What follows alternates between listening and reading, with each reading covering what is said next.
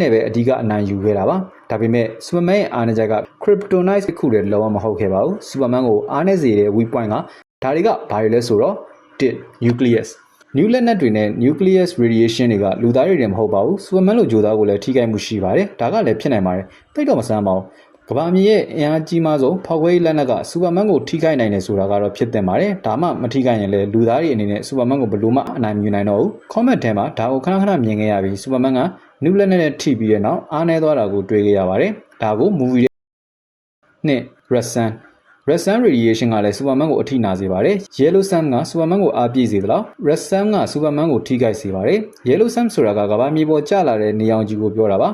Yellow Sun radiation က Superman ကို strength, speed, stamina, fly, evasion အားလုံးကိုပေးထားပါတယ် Red Sun ကတော့စန့်ကျင်ဘက်နေနဲ့ Kryptonian သားတွေကိုပျက်စီးစေပါတယ် Yellow Sun က Superman ရဲ့ခန္ဓာကိုယ်တွေက cell တွေကိုအားကောင်းအောင်လုပ်ပေးပြီး Red Sun ကစန့်ကျင်ဘက်ကိုလှုပ်တတ်တယ်လို့မှတ်ထားလို့ရပါတယ်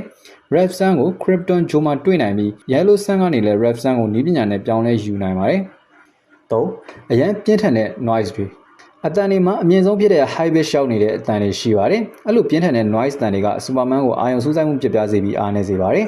Superman ရဲ့နားတွေကအဲ့ဒီအတန်တွေကိုမခံနိုင်ပါဘူးဒါကြောင့် noise တန်တွေကိုပါးစပ်ကထုတ်နိုင်တဲ့ Black Canary နဲ့ Silver Banshee တို့လို super power ရထားတဲ့သူတွေက Superman အတွက်အိမ်မဆိုးပါပဲစီစဉ်ထားခဲ့တာကိုတွေ့ရမှာပါဒါကအလုပ်လည်းဖြစ်ခဲ့ပြီး Superman ကအဲ့ဒီ noise တန်ကိုမခံနိုင်ပါဘူး Superman လိုအဝေးကြီးကအတန်တွေကိုတော့ကြားနိုင်စွမ်းရှိတဲ့သူကဒီလောက်ဆူညံတဲ့တန်ကိုမခံနိုင်တာတော့သဘောကျပါတယ် 4. Magic Superman ရဲ့အားနည်းချက်က Magic ဆိုတာ Superhero fan တော်တော်များများသိတဲ့အချက်ပါဘလောက်ပဲအင်အားကြီးတဲ့ရန်သူဖြစ်ပါသေး Superman အတွက်မမှုဝင်မဲ့ Magic တကောင် Sorcerer တကောင်နဲ့ရင်ဆိုင်ရပြီဆို Superman အတွက်အဲ့တိုက်ပွဲကခက်ခဲပါတယ်ဒါကြောင့်လဲရုပ်ရှင်ထဲမှာတစ်ခါမှမချဘူးပေမဲ့ comic ထဲမှာတော့ Black Adam နဲ့ချတိုင်း Superman ကတယောက်တည်းမနိုင်လို့Shazam နဲ့ပေါင်းပြီးချရပါတယ် Black Adam လို့ Magic user က Superman အတွက်အတားအဆီးဖြစ်ခဲ့ပါတယ်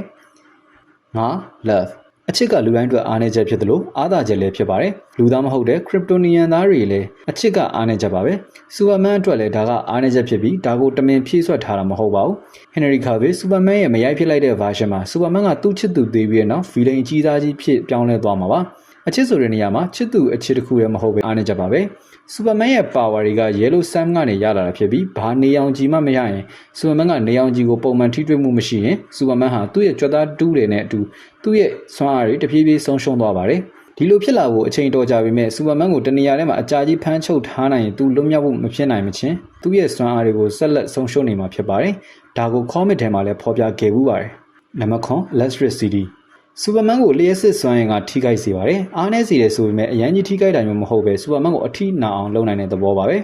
comic ထဲမှာ Batman က Superman ကိုလျှက်စစ်အကူအညီနဲ့တိုက်ခိုက်ဘူးပါတယ် The Dark Knight Returns Volume 4 ထဲမှာ Superman ကို Electricity ကထိခိုက်စေတယ်လို့ဖော်ပြထားပါတယ်နံပါတ် 8 Kryptonite ဒါကတော့အားလုံးသိထားတဲ့ Kryptonite ပါ Kryptonite မှာအယောင်ခွဲတွေအများကြီးရှိပါတယ် Kryptonite ဆိုတာ Krypton ဂျိုကြီးပျက်စီးတော့ကစကြဝဠာတွေကိုပြန်ကျဲသွားတဲ့အစိတ်ပိုင်းတွေပါKryptonite မှာအစိမ်း၊နီ၊အပြာ၊အဖြူ၊ရွှေအောင်ဆိုပြီးအနီက Superman ကိုပောက်ကရဖြစ်စေပါတယ်။အပြာ Kryptonite အနီနဲ့စွမ်းရည်တွေကိုခြေဖြတ်ပေးပါတယ်။ရှင်းပြောရင်စေကူပေးတဲ့ Kryptonite ပါပဲ။ရွှေအောင်ကတော့ Krypton သားတစ်ယောက်ကိုလုံးဝတာမန်လူတွေလိုအစွမ်းတွေပျောက်ကုန်စေမှာဖြစ်ပြီးအဲ့ဒါက Kryptonite အစိမ်းလိုခဏတာမဟုတ်ပဲတဘဝစာပျောက်သွားမှာပါ။တစ်သက်လုံးတာမန်လူလိုဖြစ်သွားမှာပါ။ Krypton သားတွေ Yellow Sun Energy ကိုစုပ်ယူနိုင်စွမ်းကိုခြေဖြတ်လိုက်တာပါ။ဒါပေမဲ့အဲ့ဒီကောင်ကရှားပါတယ်။တခြားအယောင်တွေလည်းအများကြီးရှိပါတယ်။ Platinum Kryptonite ပါပဲနဲ့တခြားအယောင်ခွဲတွေမတူညီတဲ့အစွမ်းတွေရှိပါသေးတယ်တကယ်တမ်းပြောရရင်10ခုကြော်ပါတယ်တချို့ဟာတွေကအရေးမပါလို့အားနေတာလည်းမဟုတ်ပဲခဏတိုက်ခိုက်လို့ရတဲ့အရာတွေဖြစ်လို့ကျွန်တော်စိတ်ကြိုက်10မျိုးကိုပဲရွေးချယ်တင်ဆက်ပေးလိုက်ပါတယ်